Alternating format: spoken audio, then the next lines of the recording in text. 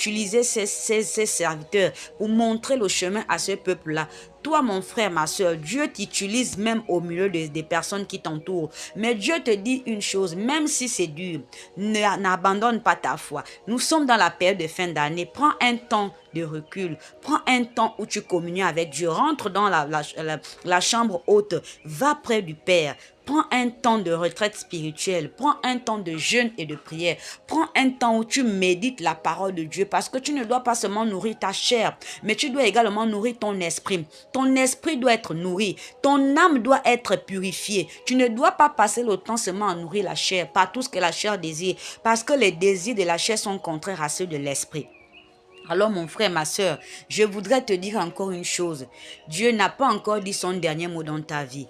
À quoi te servira-t-il de gagner tout l'or du monde si tu perdais ton âme? Alors nourris ton âme, nourris ton esprit par la parole de Dieu. Passe du temps dans le recueil avec Dieu. Ne laisse pas ton esprit troubler parce que la parole n'a pas encore fait son travail, parce que la chair désire des choses. Alors, nous devons retenir une chose, c'est que de la même manière, Dieu a donné la force au peuple Israël de conquérir et de combattre tous ces différents peuples, que ce soit les Cananéens, que ce soit les Hétiens, les Éviens, les Phérésiens, les Gérasiens, les Amoréens et les Jébusiens. Dieu également peut t'amener à conquérir tout ce qui te revient de droit. Mais à cela, tu dois d'abord donner totalement la première place à Dieu dans ta vie.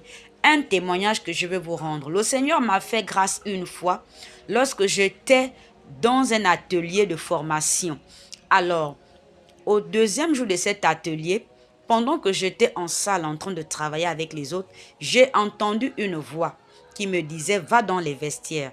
Moi, je me suis dit « Mais je vais dans les vestiaires faire quoi? Je n'ai pas envie d'aller faire miction. » Et cette voix a résonné en moi 3 fois. Va dans les vestiaires. Alors j'ai obéi. Quand je suis allée dans les vestiaires, je suis arrivée, je me suis demandé, mais je n'ai pas envie de faire miction. Je n'ai pas un besoin naturel en ce moment. Le Saint-Esprit m'a amené à aller dans les vestiaires. J'étais bien sûr là. Et je me suis dit, bon, peut-être j'aurais une envie pressante tout à l'heure, rien. Et c'est ainsi que j'ai entendu la voix d'une femme qui pleurait au téléphone. Et elle disait que l'enfant n'est pas toujours rentré. Jusqu'alors, l'enfant n'est pas rentré à la maison. Je ne sais plus quoi faire. Je suis fatiguée de chercher. Je cherche l'enfant depuis des mois.